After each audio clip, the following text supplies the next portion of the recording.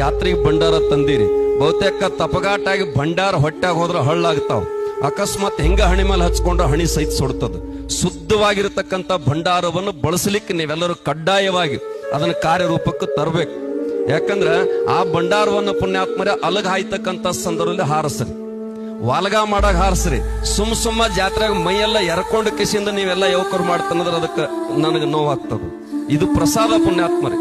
ಆ ಪ್ರಸಾದವನ್ನು ನೀವು ಅಕಸ್ಮಾತ್ ಶುದ್ಧವಾಗಿರತಕ್ಕಂತ ಆ ಭಂಡಾರವನ್ನ ಯಾರಿಗಾರ ಹೊಟ್ಟಿ ಕಡಿತೈತೆ ಅಂತ ಹೇಳಿ ಓದ್ ಕೂಡ್ರೆ ತೀರ್ಥ ಮಾಡಿ ಬೀರಪ್ಪನ ಹೆಸರು ಮೇಲೆ ಅವನು ಹೊಟ್ಟಿ ಕಡ್ತ ನಿಲ್ತದ. ಅಕಸ್ಮಾತ್ ಮೈಗೆ ಅವನಿಗೆ ಕುಷ್ಠರೋಗ ಆಗೈತಿ, ಏನಾರ ಆಗೈತಿ ಅಂತ ಕೇಳಿದ್ರೆ ಭಂಡಾರ ಮೈಗೆ ಲೇಪನ ಮಾಡಿ ಅದು ಸಹಿತ ಶುದ್ಧ ಆಗ್ತದೆ. ಇದಕ್ಕ ವೈಜ್ಞಾನಿಕ ಕಾರಣ ಐತಿ, ವಿಜ್ಞಾನದಿಂದ ಕಾರಣ ಐತಿ, ಭಕ್ತಿ ಕಾರಣ ಐತಿ.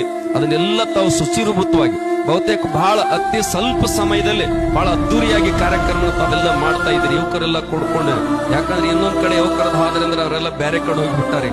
ಅಂತ ಯುವಕರಿಗೆ ಪುರಾಣ ಪ್ರವಚನಕ್ಕೆ ಬರುವಂತ ದಿನಮಾನ ಇಲ್ಲಿಗೆ ಎಲ್ಲರೂ ಧಾಬಾ ದೋಸ್ತಿಗಳಾಗಿಬಿಟ್ಟು ಸಂಜೆ ಮಾಡಿ ಹಂಗ ಮಾಡಿರ್ವಿ, ಸಂಜೆ ಮಾಡಿ ಊಟ. ಅವಾಗ ಪುಣ್ಯಾತ್ಮರೇ ಹೊರಗಿಂದ ಬಂದು ಮನ್ಯಾಗ ಉಣ್ತಿದ್ರತ್ತ. ಈಗ ಮನ್ಯಾಗ ತಗೊಂಡು ಹೊರಗೆ ಉಣ್ಣುವಂತ ಕಾಲ್ ಬಂದ್ಬಿಟ್ಟತಿ. ಅದಕ್ಕೆ ಅವೆಲ್ಲರೂ ಇಂಥ ಅಪರೂಪ